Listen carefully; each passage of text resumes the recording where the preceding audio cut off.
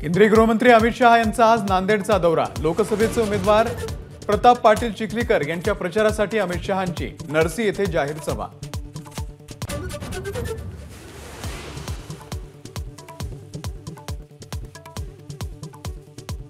India आघाडी देशाचे तुकडे तुकडे करेल, कन्नांच्या प्रचार सभेमधून मोदींचा जोरदार हल्लाबोल।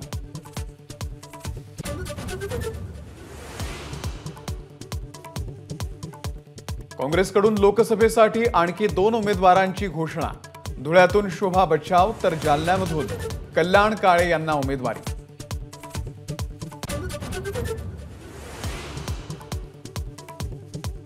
राष्ट्रवादी काँग्रेस शरदचंद्र पवार पक्षाची तिसरी यादी जाहीर। साताऱ्यातून शशिकांत शिंदे तर रावेरमधून श्रीराम पाटील यांना उमेदवारी।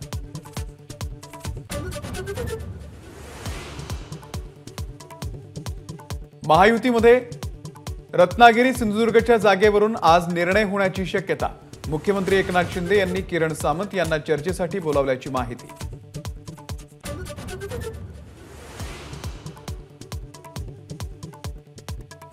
नॅशनल हेराल्ड वृत्तपत्र प्रकरणामध्ये ईडीची कारवाई योग्य असल्याचा प्राधिकरणाचा निर्णय। सुमारे 752 कोटींच्या मालमत्तेच्या कागदपत्रांचा तपास करण्यासाठी हिरवा कंदील।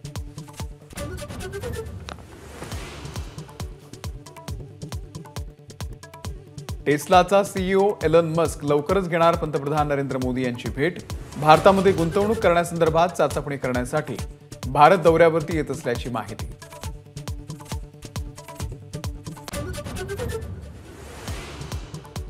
आज जगभरामध्ये साजरी होते ईद। दिल्लीच्या जामा मशिदीमध्ये पहाटेपासूनच मुस्लिम बांधवांची रीघ।